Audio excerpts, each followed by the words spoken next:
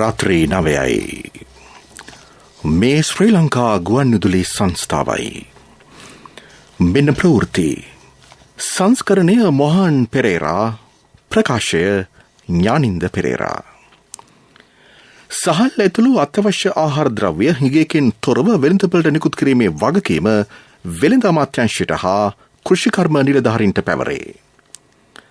අන්තර් පළාත් පෞද්ගලික බස් රථ සඳහා රුපියල් ලක්ෂ 2කට වැඩි සහනාධාරයක්. දරුවන්ගේ ඉගෙනීම් කටයුතු සඳහා එක්වන්නයි ශ්‍රී ලංකා කතෝලික රදගුරු සම්මේලනය ගුරුවරුන්ගෙන් ඉල්ලීමක් කරයි. අපොස සාමාන්‍ය පෙළ විභාගයේ ප්‍රතිඵල සටහන් ලබන සඳුදා සිට භාගත කර ගැනීමේ අවස්ථාව. ඇෆ්ගනිස්තානයේ මානුෂීය ආධාර අවශ්‍ය පිරිස දිනෙන් දිනම ඉහළට. මහිල ජයවර්ධන උපදේශකවරයෙකු ලෙස ජාතික ක්‍රිකට් කණ්ඩායම හා එක්වෙයි. මේ ප්‍රවෘත්ති ප්‍රකාශය ශ්‍රී ලංකා ගුවන්විදුලි සංස්ථාවෙන්. වරායේ සිරවී ඇති අත්‍යවශ්‍ය ආහාර ද්‍රව්‍ය තොග වහාම නිදහස් කරන්නයි අගමැති මහින්ද රාජපක්ෂ මහතා බලධාරීන්ට නියෝග කළේ. Zoom තාක්ෂණය ඔස්සේ රැස් වූ ජීවන විවිධම් පිළිබඳ අමාත්‍ය මණ්ඩල අනුකාරක සභා රැස්වීමේදී එම නියෝගය කෙරුණි. ඒ අනුව ආනයන අපනයන පාලක ජනරාල්වරයා සහ රේගු අධ්‍යක්ෂ ජනරාල්වරයා ඒ සම්බන්ධයෙන් ක්‍රියා කරනු ඇත. මෙසේ නිදහස් කරන අත්‍යවශ්‍ය ආහාර ද්‍රව්‍ය කඩිනමින් සතුස හා අත්‍යවශ්‍ය ආහාර ආනයනකරුවන් හරහා ජනතාවට බෙදා හැරීමට ක්‍රියා කරන්නයි අමාත්‍ය බැසිල් රාජපක්ෂ මහතා අමාත්‍ය ආචාර්ය බන්දුල ගුණවර්ධන මහතා වෙත දැනුම් දුන්නේය. සහල් ඇතුළු අත්‍යවශ්‍ය ආහාර ද්‍රව්‍ය හිඟයකින් තොරව වෙළඳපළට නිකුත් කිරීමේ වගකීම වෙළඳ අමාත්‍යාංශය සහ කෘෂිකර්ම නිලධාරීන් දැරිය යුතුය.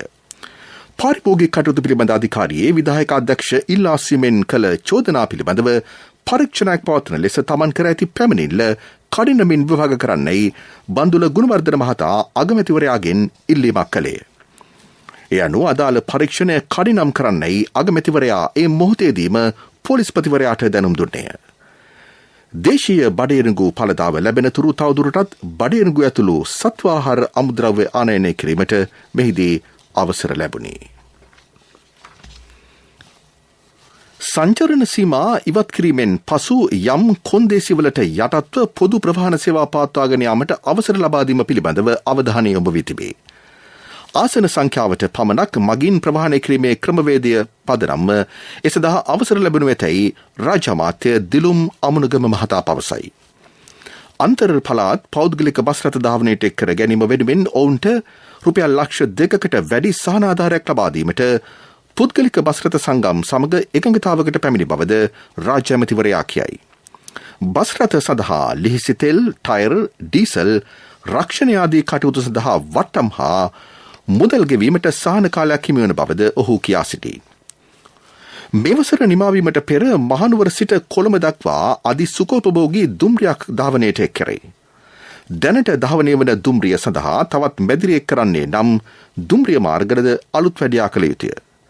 බාණ්ඩ ප්‍රවාහන දුම්රිය ක්ෂේත්‍රය තවදුරටත් විධිමත් කිරීම අපේක්ෂාව බව ඒ මහතා කියා සිටී. උසස් පෙළ විභාගය කඩිම් තරගකාරී විභාගයක් බැවින් ඇතැම් අවශ්‍යතා ඉෂ්ට කිරීමට කාලය අවශ්‍ය බව රාජ්‍ය අමාත්‍ය සුසිල් ප්‍රේමජයන්ත මහතා පවසයි. විශේෂයෙන් විද්‍යා හා තාක්ෂණික විෂයන්වල ප්‍රශ්නපත්‍ර සැකසීමේදී ඒවාට ව්‍යුහගත ප්‍රායෝගික පරීක්ෂණද ඇතුළත් කරේ. මේ නිසා එම පරීක්ෂණ සිදු කිරීමට දරුවන්ට යම් කාලයක් පාසල පැවැතිය යුතුයයි ඔහු පෙන්වා දෙයි. මෙරට අධ්‍යාපන ක්‍රමයේ පවතින ජාත්‍යන්තර තත්ත්වය අඛණ්ඩව පවත්වා ගැනීම සඳහා ප්‍රශ්නපත්‍ර ප්‍රමිතිය වෙනස් කළ නොහැකි බව ඒ මහතා පෙන්වා දෙයි. අහිමි වෙච්ච පාසල් කාලේ නැවත ලබා දීලා ඒගොල්ලන්ගේ මනස විභාගයට පෙනී ඉන්න පුළුවන් මට්ටමට සකස් කරගෙන විභාගය තව මාසයක් දෙකක් පස්සට දාලා කියන එක තමයි වඩාත් හොඳ වෙන්නේ. මොකද පේපර්ස් හදන්නේ විභාග දෙපාර්තමේන්තුවේ සාමාන්‍ය පෙළ හදනවා වගේ නෙවෙයි. ඒක විශ්වවිද්‍යාල පද්ධතියෙන් තමයි මහාචාර්යවරු ඒවට නියමිත අය ප්‍රශ්නපත්‍ර සකස් වෙන්නේ. ඉතින් විශ්වවිද්‍යාලයක මට්ටම තියාගන්න ඕන ජාත්‍යන්තර මට්ටමෙනුත් විශ්වවිද්‍යාලවල ප්‍රමිතිය පවත්වාගෙන යන්න ඕන. එහෙම කරනවා නම් ඒගොල්ලන්ට පේපර් එකක ප්‍රමාණය අපි පාසල් පවත්වන්න බැරි වුණාය, උගන්වන්න බැරි වුණාය කියලා පේපර් එකේ තියෙන ප්‍රශ්නපත්‍රයක තියෙන ප්‍රශ්න ප්‍රමාණය ඒ තියෙන ප්‍රමිතියෙන් පල්ලෙහාට ගෙන්න පුළුවන් කමක් ඇති වෙන්නේ නැහැ. එතකොට මේ පැත්තෙන් ඒ අභියෝගය තියෙනවා. අනිත් පැත්තෙන් දරුවන්ට අභියෝගය තියෙනවා. පාසල් පැවැත්වීම නැති නිසා පාසල් නොදෙච්ච දරුවන් බරපතල ලෙස ප්‍රශ්නයකට මුහුණ පාන අභියෝගය. මේ ඔක්කොටම සාධාරණය කරන්න තියෙන්නේ මට පේන හැටියට යම් ප්‍රමාණයකින් කාලය පස්සට දාලා විභාගයට සූදානම් වෙන්න විෂය ආවරණය නොකරපු ක්ෂේත්‍රයන් සොයාගෙන ඒව ආවරණය කරන්න. ඒ සඳහා පාසල් වල වෙන වැඩපිළිවෙලක් සකස් කරගන්න එක. මෙන්න මේ ටික කරගෙන යනවා නම් මම හිතන්නේ නොවැම්බර් වල කොහොමත් විභාගෙ තියන්න පුළුවන් කියලා මම නම් විශ්වාස කරන්නේ. ඒක තව මාස 2ක් හෝ 3කට පස්සට දැම්මයි කියලා ඒකේ අගතියක් වෙන්නේ දරුවන්ට ක්ෂේත්‍රයටත් හොඳක්. මෙවර අපොස සාමාන්‍ය පෙළ විභාගයට පෙනී සිටි දරුවන්ගෙන් ප්‍රායෝගික පරීක්ෂණ සඳහා ලබාගත් ලකුණු මට්ටම් හැර ඉදිරි 75%කට උසස් පෙළ හැදෑරීමට වරම් හිමිව ඇති බව විභාග කොමසාරිස් ජෙනරාල් සනත් පූජිත මහතා පවසයි. එම සාමාන්‍ය පෙළ විභාගයේ ප්‍රතිඵල සටහන් පත්‍රයක් ලබන සඳුදා සිට අන්තර්ජාලය ඔස්සේ භාගත කරගත හැකිය. තම විභාග අංකය හෝ ජාතක හැඳුනුම්පත් අංකය භාවිත කොට එම ප්‍රතිඵල ලබාගත හැක. එසේ නොමැති නම් 19.11 ඇමතීමෙන්ද ප්‍රතිඵල ලබාගත හැක. දෙපාර්තමේන්තුවේ ඩිජිටල් කරන වැඩසටහන යටතේ පසුගිය වසරේ හඳුන්වා දුන් මාර්ගගත ක්‍රමවේදය ඔස්සේ ලබා ගන්නා ප්‍රතිඵල ලේඛනය පාසලකට ඇතුළු වීම සඳහා වළංගු සහතිකයකි. වෙනත් පාසලකට යාමට විදේශ රටකට යාමට හෝ අවශ්‍ය ඕනෑම සම්මුඛ පරීක්ෂණයක් සඳහාද එම ලේඛනය වළංගු බව සනත් පූජිත මහතා පවසයි. මේ ප්‍රවෘත්ති ප්‍රකාශය ශ්‍රී ලංකා ගුවන්විදුලි සංස්ථාවෙන්.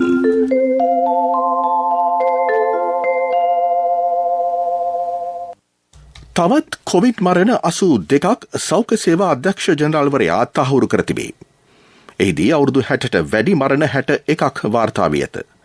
ඒ සමගම මෙරට කොවිඩ් මරණ සංඛ්‍යාව 12530ක් දක්වා ඉහළ ගොස් තිබේ.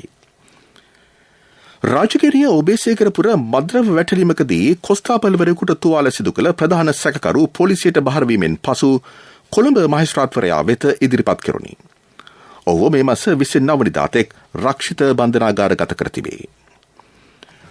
යාපනය දිස්ත්‍රික්කය තුළ තිලීපන් සැමරීමේ උත්සව පැවැත්වීම අද සිට තහනම්ය. යාපනය පොලිසිය සඳහා අධිකරණ නියෝගයක් ලබාගෙන තිබේ. ලබන 26 වෙනිදා දක්වා විවිධ ස්ථානවල තිලීපන් සැමරීම උත්සව සංවිධානය කර තිබුණි. මේ නිසා නල්ලූරු ප්‍රදේශයේ තිලීපන් ස්මාරකය වටා පොලිස් ආරක්ෂාව දැඩි කොට ඇත. ප්‍රමුඛ පුවත මීළඟට. ප්‍රමුඛ පුවත ඔබ වෙත ගෙනෙන්නේ සෑම ගෙදරකම සිටිය යුතු වෙද මහත්මයා සිද්ධාලේප. සිසුන්ගේ අධ්‍යාපන කටයුතු වලට දිගින් දිගටම බාධා සිදුවීම ඔවුන්ගේ මෙන්ම සමාජයේ දියුණුවට බාධාවක් බව ශ්‍රී ලංකා කතෝලික රදගුරු සම්මේලනය සඳහන් කරයි. තම ඉල්ලීම් වලට විසඳුම් සොයන අතරතුර දරුවන්ගේ අධ්‍යාපන කටයුතුද සිදු කරන්නයි එම සම්මේලනය ගුරුවරුන්ගෙන් සහ විදුහල්පතිවරුන්ගෙන් ඉල්ලීමක් කරයි. යහපත් සංවාදයකින් චේතනාවකින් හා සම්මුතියකින් තොරව කිසිවක් ජයග්‍රහණය කළ නොහැක. එබැවින් සුදුසු ක්‍රියාකාරී විසඳුමක් සොයා ගැනීමට පිළිගත හැකි යාන්ත්‍රණයක් සකසා ගන්නයි රජයෙන් සහ ගුරු සංගමවලින් ඉල්ලා සිටින බව රදගුරු සම්මේලනය නිකුත් කළ නිවේදනයක දැක්වේ. ප්‍රමුඛ පුවත ඔබ වෙත ගෙන ආවේ සෑම ගෙදරකම සිටිය යුතු වෙද මහත්මයා සිද්ධාලේප. ශක්ති හඬ අවධානය පිණිසයි.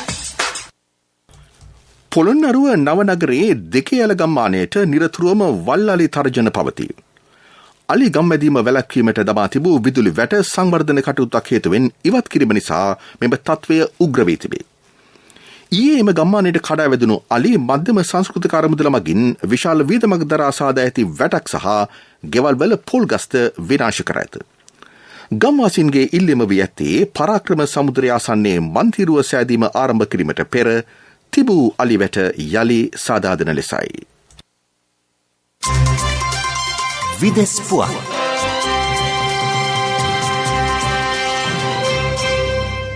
ඉන්දියා අගමැති නරේන්ද්‍ර මෝදී සහ ඇමරිකානු උපජනාධිපති කමලා හැරිස් නිව්යෝර්ක්හිදී සාකච්ඡා කළහ. නිව්යෝර්කී පැවැත්වෙන එක්සත් ජාතීන්ගේ මහමණ්ඩල සැසියට සහභාගී වීම සඳහා මෝදී මහතා මේ වන විට ඇමරිකාවට පැමිණ සිටි. සැපයුම් දාම ශක්තිමත් කිරීම තාක්ෂණය ඇතුළු දෙපාර්ශ්වික වැදගත් කරුණු රාශියක් පිළිබඳව එහිදී සාකච්ඡා කෙරිණි. ඉන්දිය ඩයස්පෝරාව ඇමරිකාවට සුවිශේෂී ආයෝජන සිදු කර ඇති ආකාරය කමලා හැරිස් පෙන්වා දුන්නාය. ඇෆ්ගනිස්ථානයේ මානුෂීය ආධාර අවශ්‍ය පිරිස දිනෙන් දින වැඩිවන බව එක්සත් ජාතීන්ගේ සංවිධානය කියයි. එහෙත් ඒ සඳහා ප්‍රමාණවත් ආහාර රටේ නොමැති බව වාර්තා වේ. එක්සත් ජාතීන්ගේ මානුෂීය කටයුතු සම්බන්ධ ගුවන් සේවය දිනපතා එරට විවිධ පළාත්වලට ආහාර බෙදා හැරීම සිදු කරයි. ලෝක ආහාර වැඩසටහනේ සමීක්ෂණයකින් හෙළිවී ඇත්තේ ඇෆ්ගනිස්ථානයේ දිනකට අවශ්‍ය ප්‍රමාණයට ආහාර ගන්නේ ජනගහනයෙන් 5% බවයි. රැකියා අහිමිවීම, මුදල් හිඟකම සහ ආහාර මිල ඉහළ යාම නිසා ජනතාව කුසගින්නේ සිටිති. ඇෆ්ගනිස්ථානයට මානුෂීය ආහාර සැපීමට ජාත්‍යන්තර පරිත්‍යාගශීලීන් ඩොලර් බිලියන 1.2ක් ලබා දීමට පොරොන්දු බව එක්සත් ජාතීන්ගේ සංවිධානය කියයි. ඒත් ලැබී ඇත්තේ ඩොලර් මිලියන 120ක් පමණි. තිරසර සංවර්ධනයක පුවත් සම්පින්ඩනය සංවර්ධන පුවත්.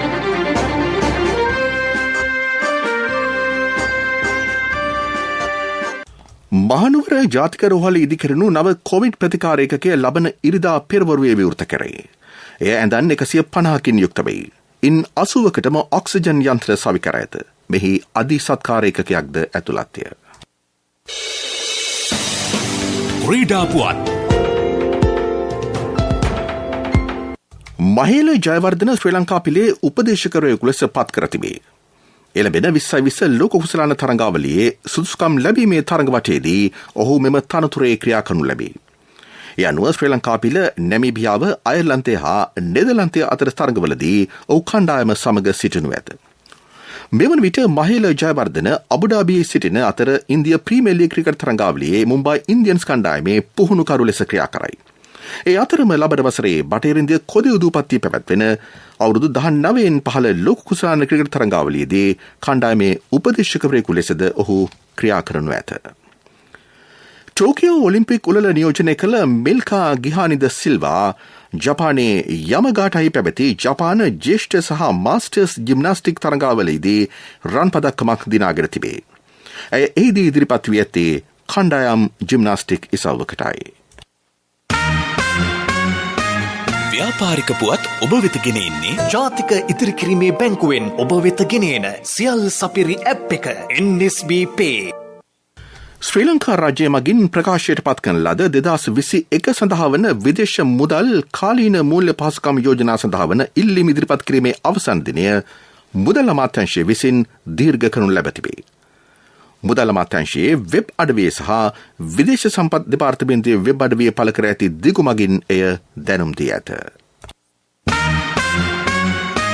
ව්‍යාපාරික පුවත් ඔබ වෙත ගෙනාවේ ඔබේ සියලුම බැංකු කටයුතු වඩාත් සුරක්ෂිතව පහසුවෙන් කරගන්න ජාතික ඉතිරි කිරීමේ බැංකුවෙන් ඔබ වෙත ගෙන එන සියල් සපිරි ඇප් එක NSB Pay. මුදල් හුවමාරු, බිල්පත් ගෙවීම්, ක්‍රේලෝඩ්, ක්‍රෙඩිට් කාඩ් ගෙවීම්, ලංකා QR ආදී සේවාවන් රැසක් සමගින් බැංකු ගිණුම් කිහිපයක් සමග එකවර ලියාපදිංචි වීමේ පහසුකම ඔබ කොතැනක සිටියත් ඔබේ බැංකු කටයුතු එසැනින් කරගන්න ඩිජිටල් විසඳුම Play Store හෝ App Store හරහා දැන් නොමිලේම ඩවුන්ලෝඩ් කරගන්න NSB Pay. වැඩි විස්තර ළඟම පිහිටි ශාඛාවෙන් හෝ 0112 379 379 අමතන්න. කොන්දේසි සහිතයි.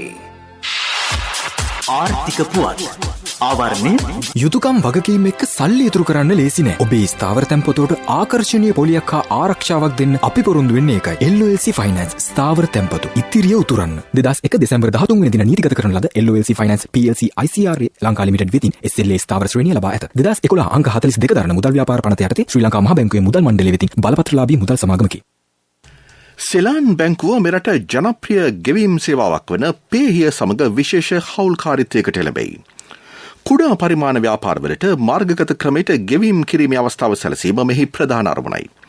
මේ හේතුවෙන් අලෙවිසල් හිමියන්ට ඕනෑම දේශීය බැංකුව පවත්වාගෙන ලබන ගිණුමක් භාවිතයෙන් පේහිය සමග සම්බන්ධ වීමට හැකියාව ලැබේ. එමෙන්ම පේහිය ගනුදෙනුකරුවන්ට මින් ඉදිරියට එක් නිශ්චිත බැංකුවක ගිණුමක් පවත්වාගෙන යාම අවශ්‍ය නොවේ. තමන් කැමති බැංකුවක ගිණුමක් භාවිත කොට පේහිය හරහා ගෙවීම් කළ හැක.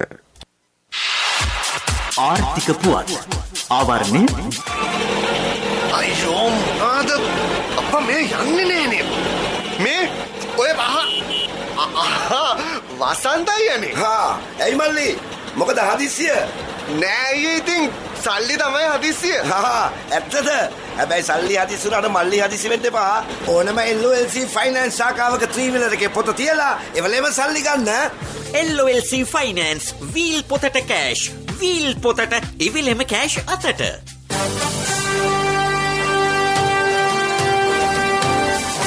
කාලගුණ වාර්තාව. ඉදිරි දින කීපයේදී දිවයිනේ නිර්තදික කොටසේ වැසි තත්ත්වයේ වැඩිවීමක් අපේක්ෂා කරේ. බස්නාහිර සහ සබල්ගම පළාත්වලත් ගාල්ල සහ මාතර දිස්ත්‍රික්කවලත් වැසිවාර කීපයක් ඇති වෙයි.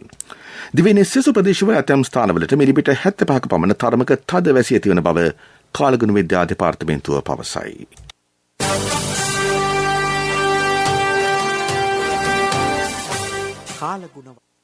රාත්‍රී ප්‍රධාන ප්‍රවෘත්ති ප්‍රකාශයේ සිරස්තල දැන්වෙන්න යළිත්. සහල් ඇතුළු අත්‍යවශ්‍ය ආහාර ද්‍රව්‍ය හිඟයකින් තොරව වෙළඳපළට නිකුත් කිරීමේ වගකීම වෙළඳ අමාත්‍යාංශයට හා කෘෂිකර්ම නිලධාරීන්ට පැවරේ. අන්තර් පළාත් පෞද්ගලික බස් රථ සඳහා රුපියල් ලක්ෂ 2කට වැඩි සහනාධාරයක්.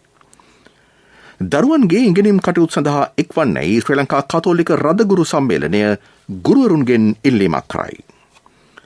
අපොස සාමාන්‍ය පෙළ විභාගයේ ප්‍රතිඵල සටහන් ලබන සඳුදා සිට භාගත කර ගැනීමේ අවස්ථාව. ඇෆ්ගනිස්තානයේ මානුෂීය ආධාර අවශ්‍ය පිරිස දිනෙන් දින ඉහළට. මහේල ජයවර්ධන උපදේශකවරයෙකු ලෙස ජාතික ක්‍රිකට් කණ්ඩායම හා එක්වෙයි. රාත්‍රී ප්‍රධාන ප්‍රවෘත්තියින් සමාප්තයි. අපගේ මෙම ප්‍රවෘත්ති ප්‍රකාශයට www.slbc.lk වෙබ් අඩවිය ඔස්සේද ඔබට සවන් දිය හැකි. ජාතික ගුවන්විදුලියේ මීළඟ ප්‍රධාන ප්‍රවෘත්ති ප්‍රකාශය හෙට උදෑසන 6ට.